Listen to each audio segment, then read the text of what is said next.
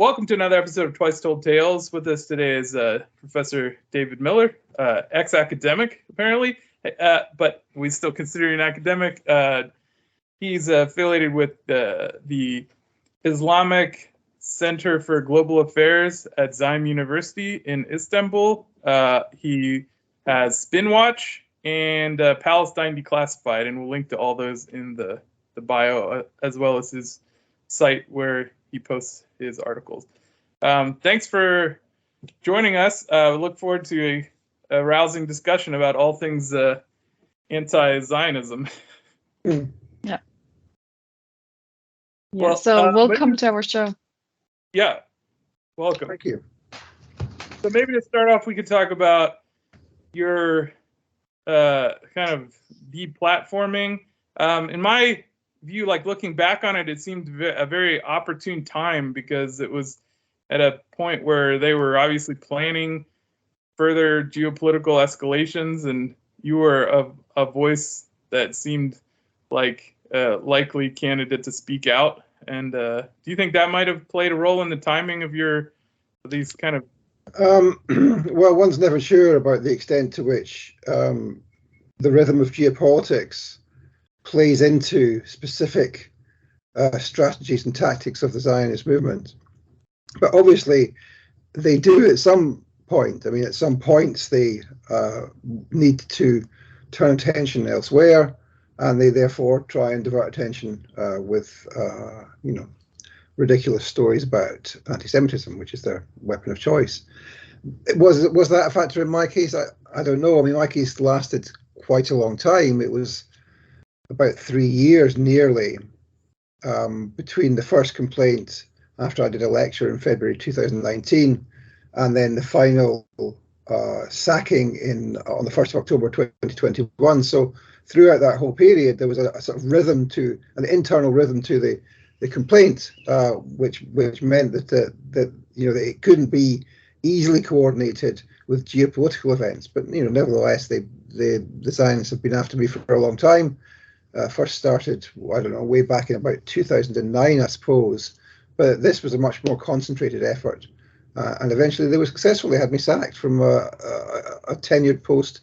I know that tenure doesn't exist in the UK, but effectively a full-time professorial position in a British university. And I don't think that's happened before in the UK. It certainly has, of course, in the US, but not in the UK. So it's quite a precedent for them to be able to have a professor sacked from his job for the crime of condemning Zionism at a meeting outside work. So not even in the course of his employment. So that is quite extraordinary, and I guess a precedent which they've managed to set.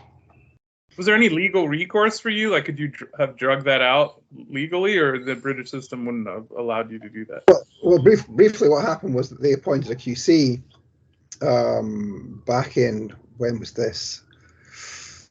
2019, I think, and eventually the QC reported in December 2020, if I'm getting my dates right, concluded that there was no case to answer, that I wasn't guilty of any anti-Semitism in the least bit.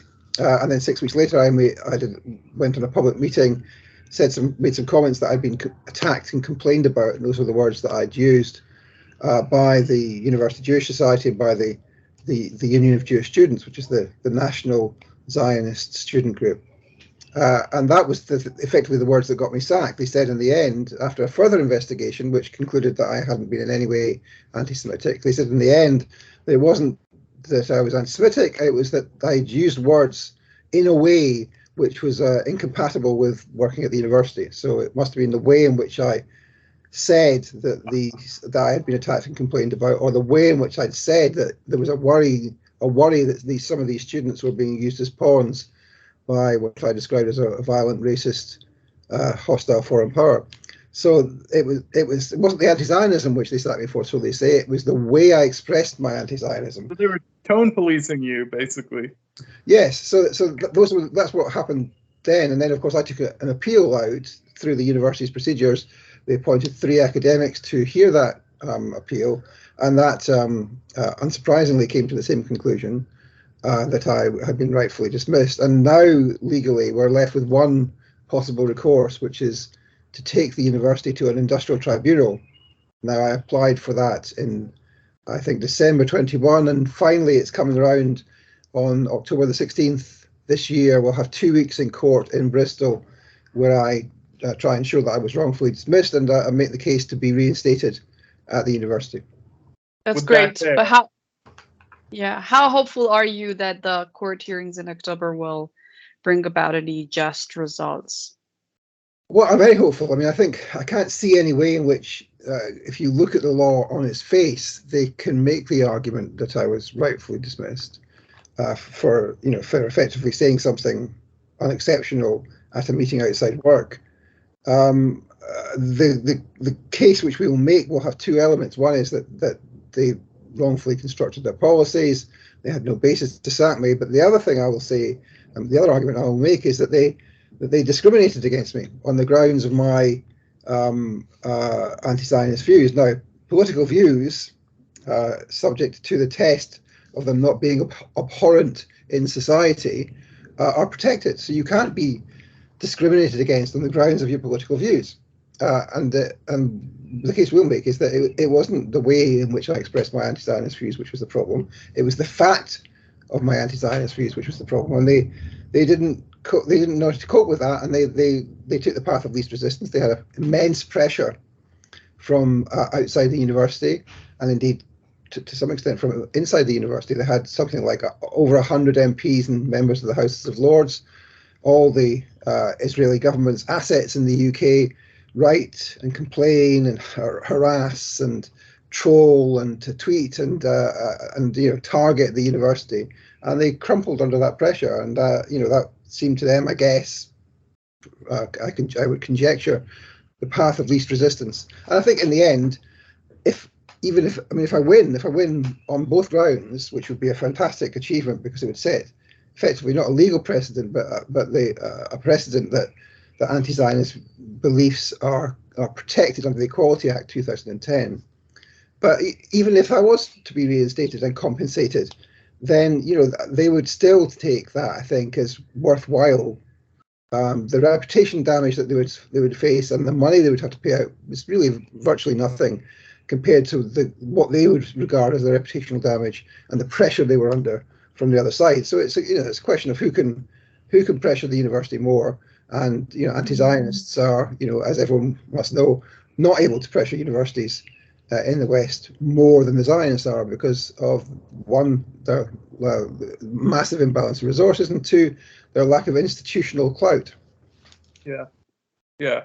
Well, I mean, in this case, it would seem that whoever is judging on behalf of the British law, they would, I mean, in order for them not to side with you, they would just have to have no desire for British sovereignty at all. I don't understand Well, that's the thing, isn't it? I mean, really, since I've been sacked, I've been since January last year.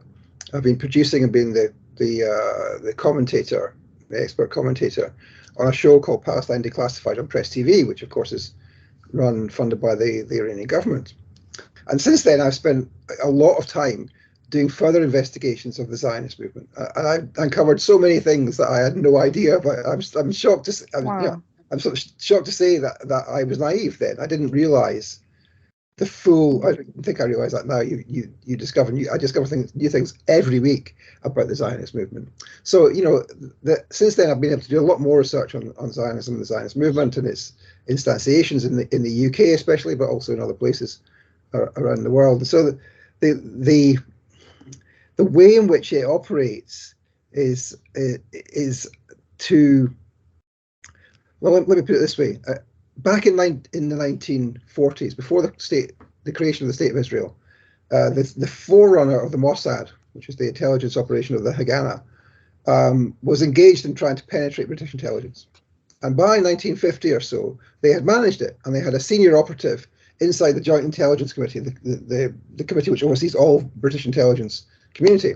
And MI5 discovered this guy, and they moved him out quickly and quietly. Didn't tell anyone, wasn't a scandal at the time, but we now know about it because the files have been released under the 30-year rule, under Britain's official secrecy legislation. And when you look at those files, which are available actually online, the summary of this whole case is that there's an MI5 officer writing, "Now we know that the state of Israel is a hostile foreign state." Now, so at that stage, and this is 1950-51, MI5, that's the British Internal Intelligence Agency, knew that Israel was a hostile foreign state, and it's still a hostile foreign state. Yes, it's an ally of Britain, it's an ally of the US, but it's been hostile in its posture ever since the beginning. I mean, the reason that the Israelis have the nuclear bomb is because they had an agent inside the nuclear establishment who physically stole the plutonium which allowed them to make the bomb. So that they've always wanted to undermine US and UK sovereignty, and they've managed it very effectively in some very celebrated instances. And indeed, in terms of the culture, I mean, let me just give you one example. This might sound like a fantastical way to put it, but one example of the way in which the sovereignty of every nation in the world is undermined by the Zionist movement's activities is the simple existence and adoption of the International Holocaust Remembrance Association's working definition of anti-Semitism. Now, that is an Israeli government planned and inspired doctrine, which they used to have adopted by the European Union's Monitoring Centre in 2002-03, and then the European Union decided it was a bit ridiculous, and they removed it. So they had to find somewhere else. 2013-14, they had to find somewhere else for it to go, and they found the IHRA, and this is their weapon. Their weapon of choice against all of us is the IHRA's definition. Now, this is a bludgeon by the state of Israel, and every country, every institution which adopts it has ceded sovereignty to Israel. I mean, the State Department adopted it like 3 years ago or something. That's right. That's right. So that's an incredible amount of power to be. Well, 9/11, USS Liberty. I mean, we can look at some things that are pretty sure. The U.S. slaughtering its own citizens for the sake of Israel. But yeah, we can skip over those for the sake of YouTube censors. But I did hear you give a nice talk on Zionism in Ukraine and in the effect on it in the current Ukraine war, and I bet that gets under some people's skin when you. It does. I mean, I haven't done a lot on Zionism in Ukraine. We did an early edition of Palestine Declassified. I think there were episodes 7 or 8 we did on Ukraine, and the thing which got under their skin was not so much the stuff that we did about the relationship between the Zionist regime and Ukraine, which is an interesting tale in itself. I mean, Israeli weapons were turning up, etc. But the stuff that we did about the interactions between the Ukrainian oligarchs, Zelensky, Azov, the Nazis, and Zionism in Ukraine, that really did take people off. So there's two points to that which is worth restating, because they attracted a huge amount of attention and are being used even today to try and undermine me and stop me from speaking publicly at meetings. So the first thing we said was we looked at the history of the Zionist movement, and of course many of the key Zionists come from the Ukraine. I mean, the Zionist movement was more or less born in Ukraine, in territory which is now Ukraine, although some of it was in Poland at the time. And many of the leading Zionists, not just revisionist Zionists, I mean, Golda Meir from Ukraine, but the revisionist Zionists came in particular from Ukraine. So Jabotinsky was from Ukraine, from Odessa. And one of the things I say was that the Jews came to settle in Odessa as part of a settler colony, which they were given the territory after it was taken from the Muslims. Big surprise there, right? But it wasn't just the Jews who came. It was Catherine the Great wanted the territory to be populated, so the Jews were allowed to go, and other people, Germans came, and there are various other settler colonies. But the Jews who were there were settler colonists, and they had the experience of settler colonialism, and that in itself was something which people didn't want to understand or didn't want to hear, and they suggested that I was anti-Semitic by saying that Odessa was a Jewish settler colony. Well, I didn't say it was a Jewish settler colony, but the Jews who came there were settler colonists, and then I talked about the way in which that leads into revisionist Zionism and the close parallels that there were between revisionist Zionism as an ideology and Ukrainian nationalism. And it's really striking when you look back at it, how close they were. And of course, they had an alliance. And I think we used this in the program, there's a famous cartoon from the Soviet papers when Simon Petliura, the Ukrainian nationalist leader, who was responsible for massacring Jews, just to be clear, was assassinated because of his role in assassinating Jews by a Russian anarchist in Paris.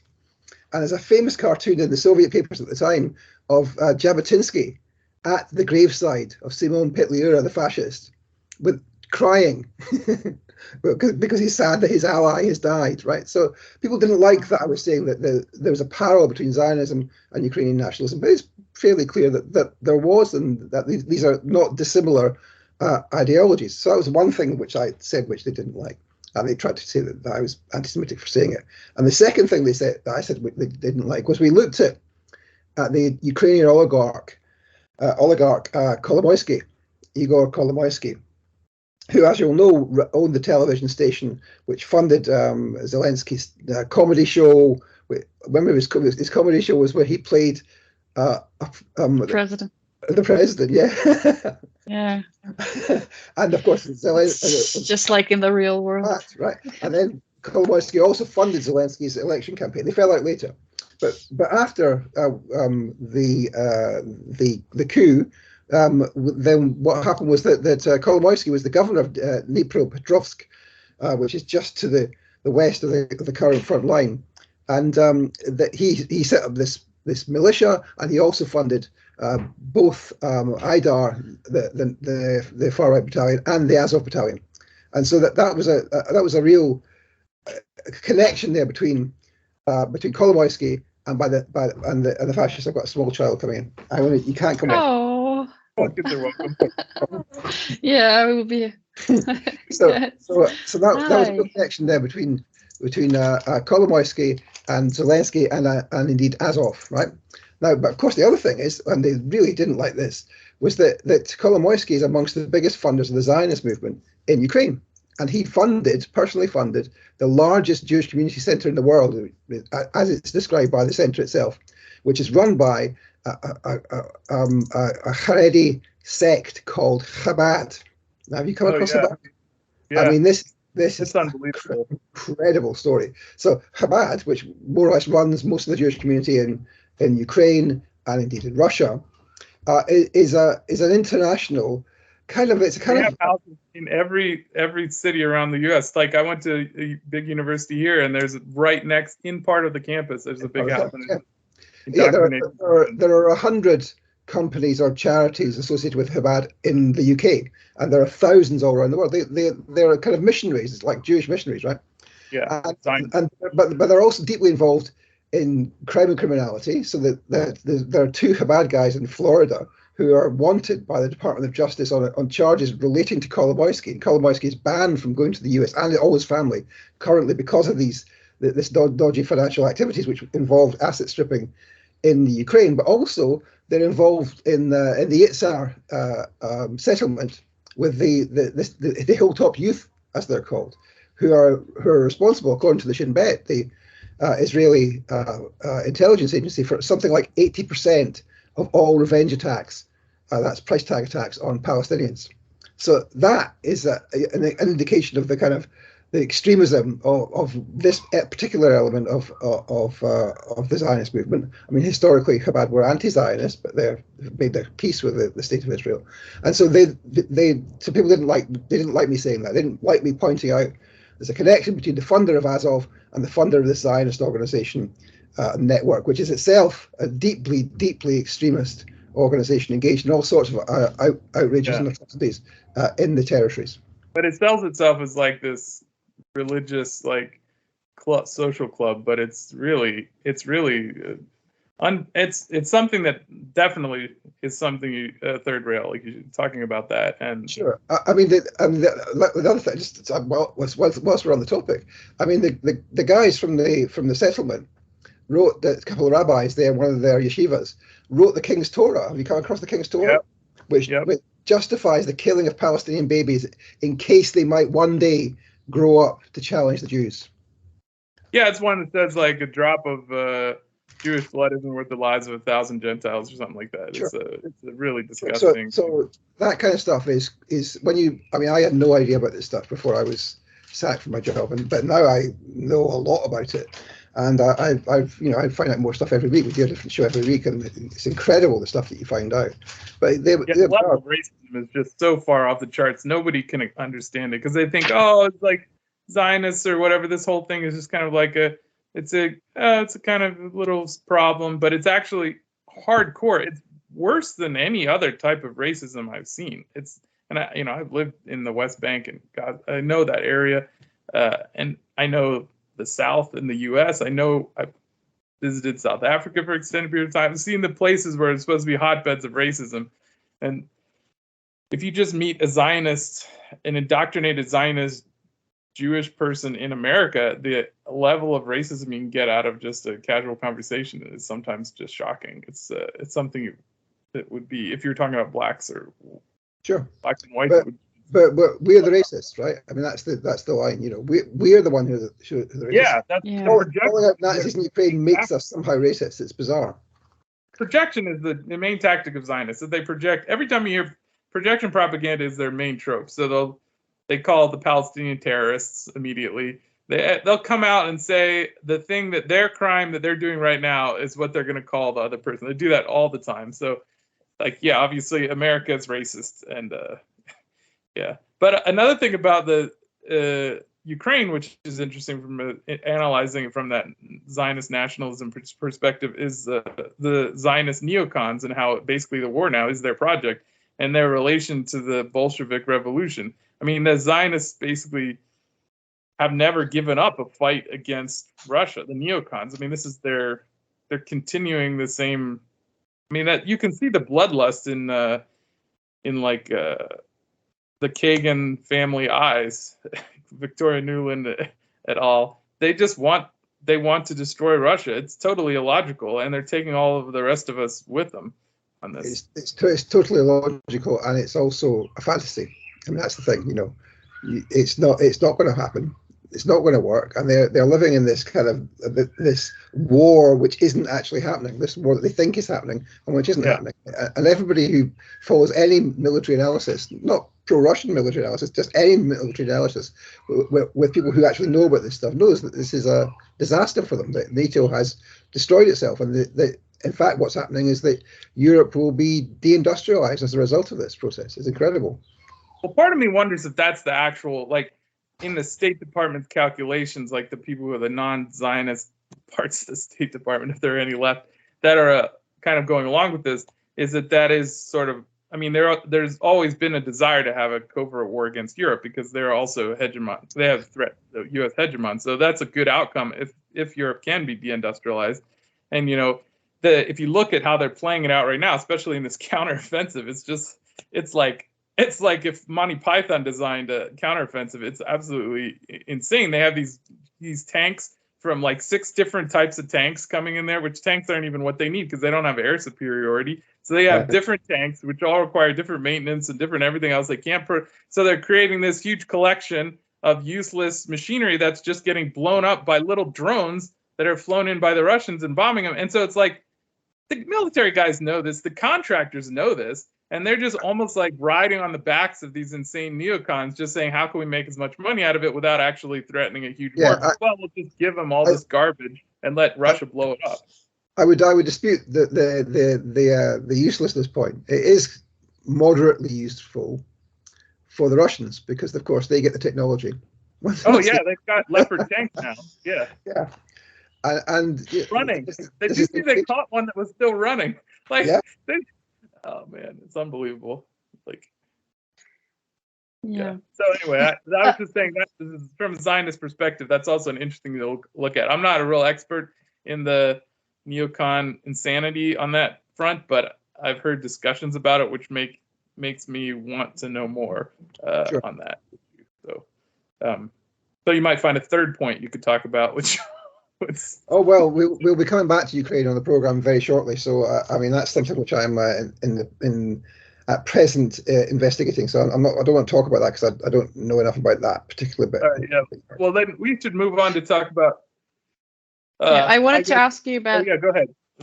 Yeah, I wanted to ask you about Zionism or anti-Semitism allegations and Islamophobia, because you have also worked on Islamophobia. How do you see the two working together? And because, like, this is something that, as a Muslim, always comes to my mind. Like, I would never consider any comments criticizing, for example, ISIS or as like an extremist ideology as Islamophobic, but as soon as you start criticizing Israel and Zionism, it becomes anti-Semitism, and everyone becomes like, I mean, it's very, I find it very contradictory and like double standards. But I want to hear your opinion about how these two work together and how these anti-Semitism allegations are also affecting freedom of speech in academia, because I mean, the way they have dismissed you from the university is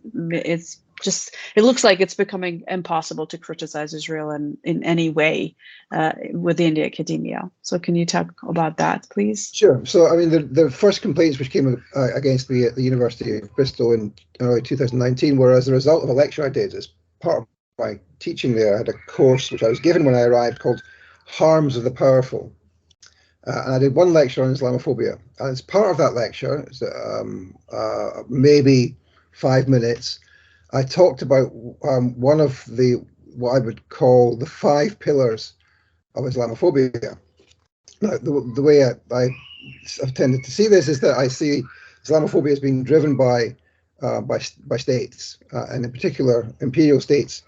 Not only imperial states, but in the UK, for example, after 9/11, the backbone of Islamophobia, the Islamophobia faced on the streets and at ports and airports every day by Muslims, it is the counter-terrorism apparatus, which targets Muslims and profiles Muslims. That's the backbone, pillar number 1 of Islamophobia. And then we talked also about, in the work we did on this, we wrote a book on this, about the other pillars. We talked about the far right, the traditional far right as being another pillar, some elements on the left, secularism, some elements of feminism, also part of Islamophobia, and then 2 other pillars, Zionism, parts of the Zionist movement, and the neoconservative movement, which we separated off from the Zionist movement, which arguably is an over-separation. But anyhow, so I talked about the Zionist movement, and in particular what I was talking about, I make, at the time, I wouldn't be so keen or so ready to do this now. At the time, I talked about parts of the Zionist movement, and I was talking specifically and only of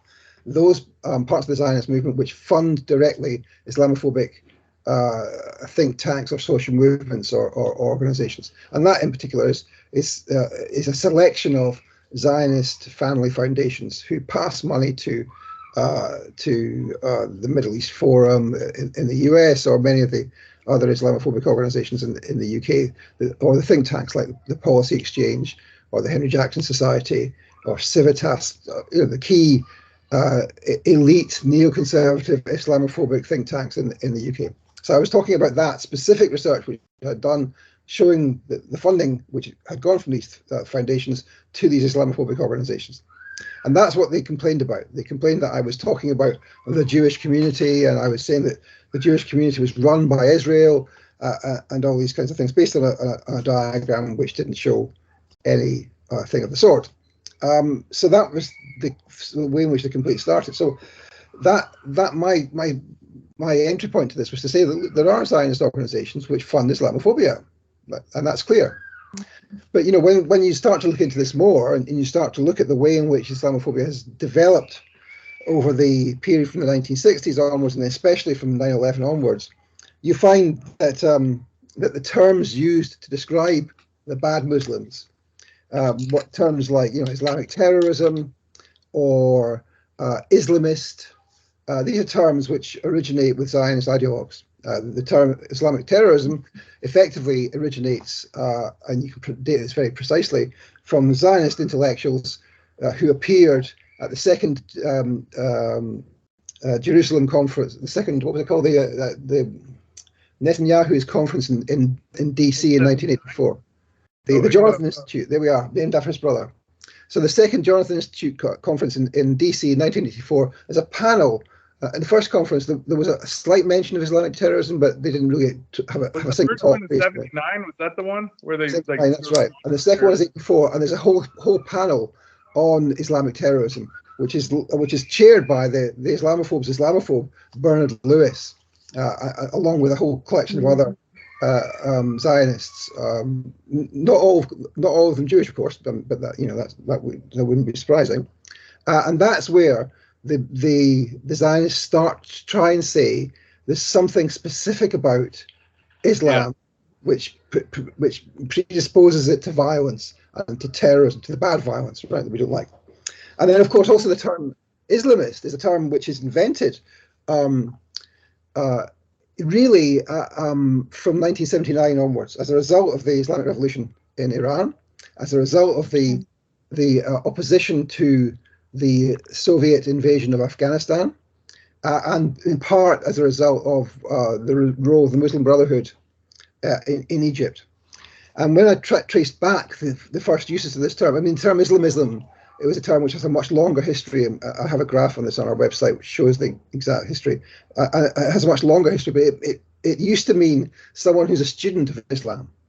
And Islamism now means bad Muslims. It's the kind of thing which Muslims exhibit if they're Salafists in Saudi Arabia, if they're Ikhwanis in Tunisia or in Egypt, or if they're in the IRGC in the Islamic Republic. This is all the same thing. It's Islamism. It's an ideology, and Islamists are the people who exert this. So effectively, all Muslims who are active in public life in the West are Islamists unless they're supporters of Western foreign policy. And so this is a term which is racist and which comes directly from, again, Bernard Lewis and a small number of other academics, including two French academics, who I mean, I discovered that they'd started to write about Egypt and about Afghanistan, and one of them, I forget which one it was, and I was actually involved with the Mujahideen in Afghanistan, and they start to use this term as well.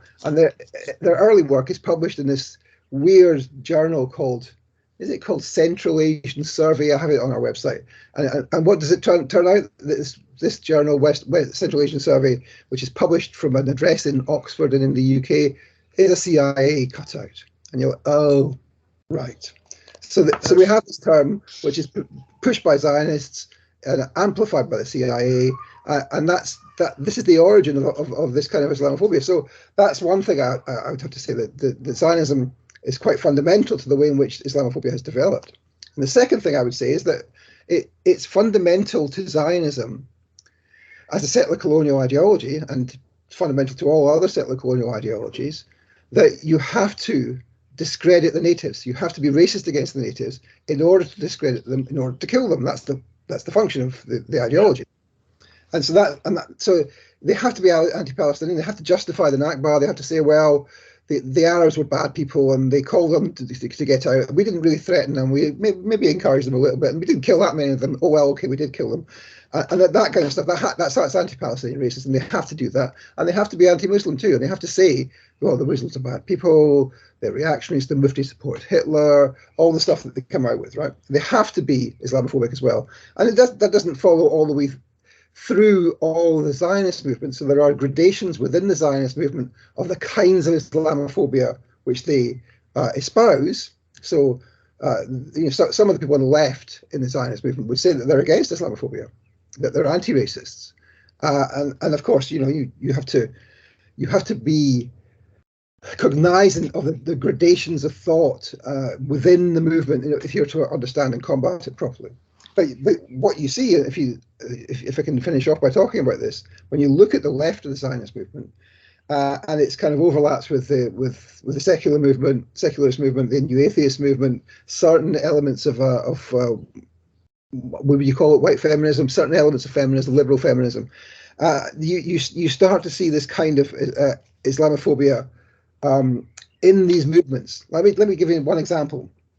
So, for example, the anti-Islam movements in the UK, which come from the left. There's a woman called Mariam Namazi, Do you know her? Mm-hmm. She used to be on the Central Committee of the Worker Communist Party of Iran.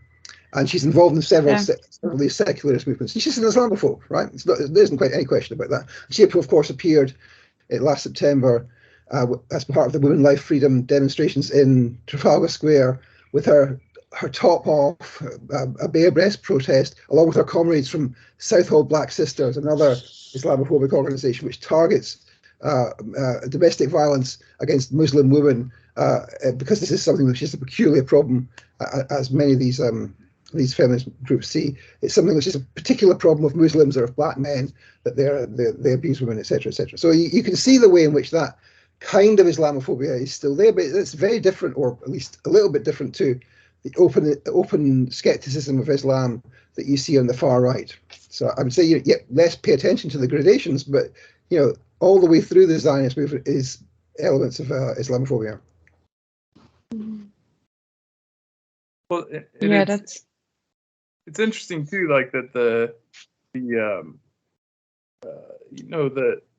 Israel is, you can, like, I was interrogated once by some State Department officials on a flight, because I was living in the Middle East, and they pulled me aside and they wanted to know, like, they said, oh, we know your sympathies, and I was like, what? She's like, I'm anti-Zionist, and I was like, you do know that, like, because I was in Jordan at the time, so I guess they thought I was like joining ISIS, or they were trying to imply that I was like joining ISIS or something. It's like, you do know that, like, the Islamic State and the Jewish state are like both like extremist religious projects that steal people's land, and like, if I'm against Israel, I'm also against the Islamic State. And so this idea that Satara brought up, where it's like, you can, like, by Jewish people accepting the use of anti-Semitism claims against the people who criticize the state of Israel, they are like de facto agreeing with saying that Israel is actually Jewish, and it's actually a Jewish project, and its behavior represents the will of the Jewish people. And that's, it's like, that is what they say. That's what they believe. It's awful. So, like, this is where it's difficult to be like, okay, I'm anti-Zionist, but I accept the Jewish people, which I think is an important stance to be on, because they use it in this way, but also because I have Jewish friends who are very anti-Zionist. So, sure. But it's very hard to try and explain how that works, because the general Jewish consensus is that Israel is fine, and if you criticize it, you're criticizing my religion, and that's what I just don't get it. Like, I would never, if someone like wanted to criticize, I don't know, are there any Christian states that are actually Christian states? I don't know, but if they wanted to, that's the thing. There's not. Yeah, no, that is true. They always use that, though. I was in a debate once where a representative of Israel was saying, but it's the Jewish state, and all the other religions have their states, and I'm like, there's no state. And I stood up and I said, there's no state in the world where I could claim as a Christian that I have citizenship in, or I could claim as a Muslim that I have citizenship. Because you're a Muslim, you can't walk up to Mecca and say I'm a Saudi. Exactly. Like, so it's a total lie that's something that they need as a religion. It doesn't exist anywhere else. Like, it's a scam to get people to occupy Palestinian land. The anti-Semitism allegation is, of course, their trump card. It's their weapon of choice. But I think people don't understand that that this is something which is, it was constructed. The new anti-Semitism, which is criticism of Israel, is a form of new anti-Semitism. It used to be the case that on the far right in the 30s and the 40s, that the Nazis hated the Jews because of their ethnicity or their racial characteristics, which were, of course, racial characteristics constructed by Nazi race signs. But now it's the case, as some Zionist advocates say, that Israel is the Jew of nations.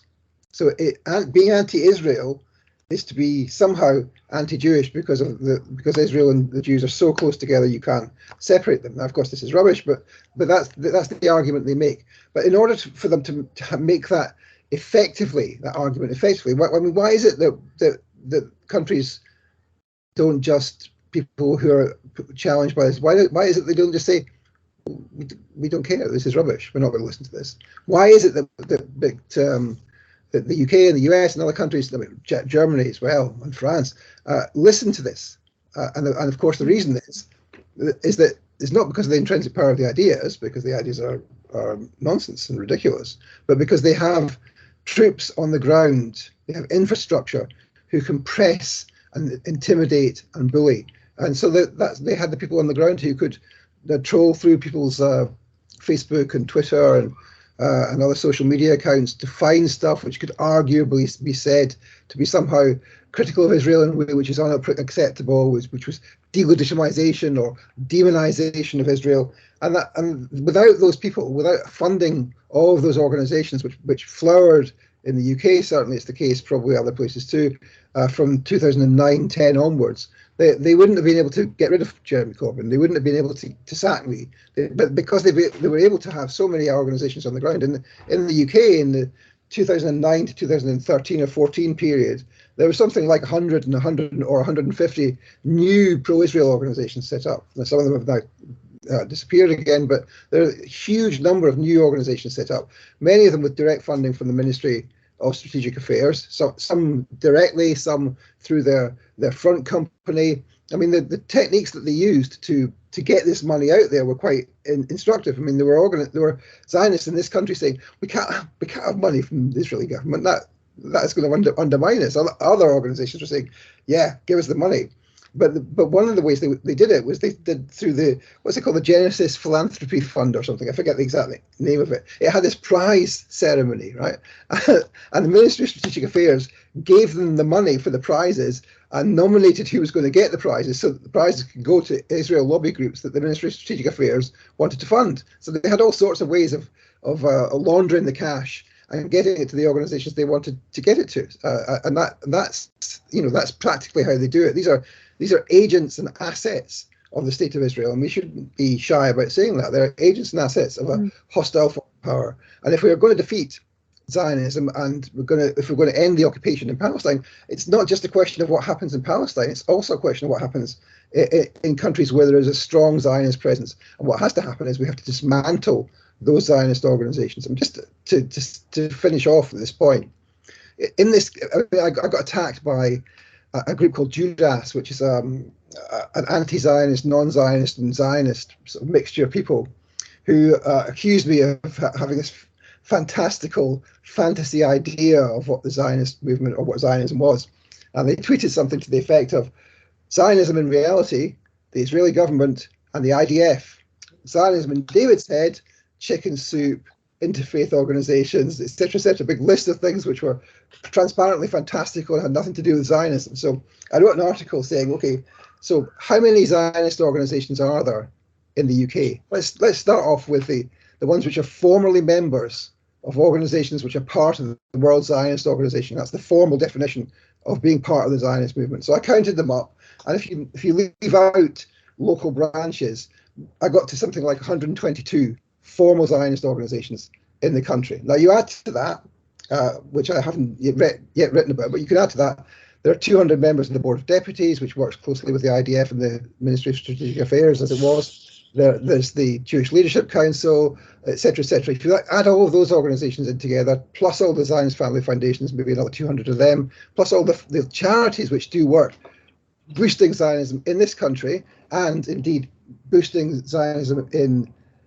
48 Israel, and indeed boosting Zionism in the occupied territories, then you come to something like 2,000 or 3,000 Zionist organizations in the UK. Now that, people don't understand that's the case. There is no other country. Imagine those were white representation, Christian white supremacist organizations. I mean, I don't understand how people can't realize that is the same level of toxicity, if not more, because Zionism actually controls a lot of geopolitics. Well, if you compare it with Christian white supremacist organizations in this country, it's way more than those. Oh yeah, that's what I'm saying. Yeah, people would be outraged if there were 300 registered white supremacist organizations whose their actual philosophy that they're proud of is white supremacism, which is Zionism is a supremacist philosophy for Jews. So it's like totally nuts. And I think that funding and that creep of money into the social network, into society in order to change social realities is similar to like you were talking about the intimidation, you know, controlling social networks, being able to know what people are saying so they can control it. I mean, you look at Israel. I mean, we all know that Israel has a thumb on social media in almost all the large projects, if not directly through Israel investors, by proxy through U.S. government control of U.S. or cooperation between U.S. government intelligence organizations. But I mean, they had like Comdex before 9/11. That was, if you look at you want to dig into 9/11, Comdex was one of the ways that they were able to control the communications and understand how to control the communications on the ground during the event. And that was Israeli control of the U.S. phone networks. So sure. People don't understand the penetration. The penetration of the national security architecture of the US and in the UK. And so recently we had Patrick Drahi, the French Zionist oligarch, buying the largest share of British Telecom, the former nationalised telecom system. Wow. And that was investigated by the intelligence agencies on the grounds of national security threats. Well, you know, what is the national security threat there? I can't imagine. Of course, Drahi surrounds himself with ex officers, senior officers of Unit 8200, the intelligence agency of Israel, Signals Intelligence Agency of Israel. And this is repeated time and time again. I mean, we saw another example recently where Oracle, again, very, very strongly pro-Zionist organization with many Unit 820 people at the top, taking over a couple of £1 billion contract a year from the Ministry of Defence for all its cloud computing. Well, that's a direct threat to the national security of the UK, but no one pays any attention to that. And that's even before you get to the social media places like Twitter, before Elon Musk takes over, where you have the Twitter safety board making judgments on what should be tweeted about the Middle East is stuffed with Zionist organizations, and not a single pro-Muslim organization in there. So you big surprise. Yeah, and that it doesn't even talk about their control of like the mainstream media. I mean, which is just uniform completely. Even the ones that are like sell themselves as like semi like open-minded like NPR or whatever. I mean, these are all 100% controlled when it comes to talking about Israel. And there was an interesting revelation that Max Blumenthal just tweeted. He did a Twitter thread yesterday on the Radio New Zealand. Radio New Zealand said, like, for some dumb reason, they gave an index of all these stories that they changed because apparently they had one honest journalist on their board who was writing honestly about Ukraine and about Israel. And then they got so much pressure from the Zionists that the Radio New Zealand like published, these are all we had really bad reports on all this, and this is how we changed it. And Max goes through like tweet by tweet, looking at each article and showing how like we apologize for like saying that Palestinians are human or whatever. I mean, it's like they had to go back and just like, oh, I'm sorry, we had a real journalist on board who was like trying to give. So it's, you know, they have so much control that they'll even force like national radio networks to openly just like bow down in supplication of the Zionist narrative. Sure. It's embarrassing. And I think, I mean, I don't know if you agree with that or not, but I think if the people of the world want to see an end to Zionism, I think it's the Jewish people who have to stand against their religion being abused by these people first. We have Jewish people who are standing against Zionism, but we need a lot more Jews to stand. I mean, no, you can't abuse my religion, or just the same way Muslims resisted ISIS, and that's how ISIS came almost to. And I mean, the ideology might be there, but they don't have the power because we had Muslims gave so many martyrs to fight against this extremist ideology, but we don't see the same thing happening with Jewish people. I would be more understanding of that because ISIS was not a settler colonial phenomenon. Whatever it was, wasn't a settler colonial phenomenon. Yeah. And the reason I say this is because my PhD was on the conflict in the north of Ireland. Now that is a settler colonial situation. South Africa was a settler colonial situation. Rhodesia, Zimbabwe, settler colonial situation, and Algeria. Now, in all of those circumstances, you find that there are people from the dominant community who join the resistance and the liberation forces. It's true in Ireland where Protestants joined the IRA, true in South Africa where white people, white Jewish people and white non-Jewish people joined the ANC and the liberation movements. And it's also true to an extent in Algeria. But they don't join, and they will never join in mass numbers until or unless the revolution or the end is in sight. And that's because they are structurally unable to break out of the ideology, because the whole of their community depends on the power which comes from that settler colonial relation. And it's sad to say, but that, you know, it's never going to be the case that the Protestants of Ulster are going to lead the march for Irish unity. It's never going to be the case. But there are Protestants who support Irish unity, of course. And just like it was never going to be the case that the whites of South Africa were going to be the ones who are at the head of the ANC as they march victorious into Johannesburg. Wasn't going to happen. But with ISIS, the imperialist narrative that got a lot of those people to join who weren't just getting paid incredible amounts of money. That was a settler colonialist narrative, and they were saying you can go and steal this land, rape and pillage, and build your caliphate, right? So, I mean, there are definitely hints of settler colonism in the ISIS destruction there, because they were like, oh, we're going to take. And people flew from UK to go join this colony, right? Yeah, but of course there were also proxies, weren't they? I mean, the proxies of the West. It was all a Western project. It was from fundamentally, but they, just like they did with the fighting the Soviets with the Afghan Mujahideen, they just had to like give them they had to sell the war to them using some religious narrative or something so that they could get them to throw themselves upon the Soviet tanks. It's the same here. They just had to cook it up into some kind of goofy caliphate thing, and they were able to get people to say, okay, fine, let's go kill in the name of Allah for Allah. I mean, it doesn't make any sense. It was like a total disgusting, but I would argue that it's not 100% not settler colonists. It just wasn't very effective because it was a puppet regime from the beginning, right? Would you agree with that? Yeah. Well, that's true. Yeah, we have another question on that list there. I think we discussed everything, because we have asked you like for 1 hour, and we're almost close to 1 hour. So I don't want to take up your time. But if there is anything that you want to mention, or curious if you have any questions, because we have been recording for great. I 54 minutes. Yeah, we can maintain a dialogue here, and I really just want to reiterate how much I respect you for taking a stance and for continuing to fight this, because it's through these actions like this that we can protect future generations. So I mean, thank you for that. I mean, I do, you know, I do like nice comments like that, and I do welcome them. But what I would say is that you know that the reason I got into this was because I had a history of doing empirical academic research.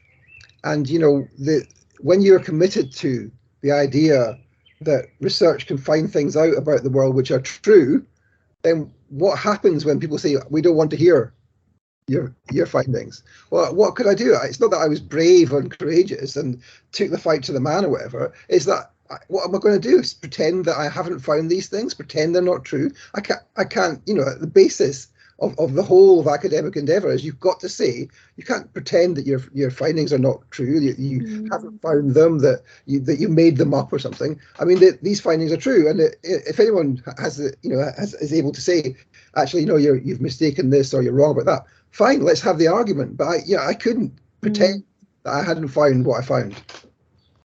Well, I mean, I totally agree with everything, but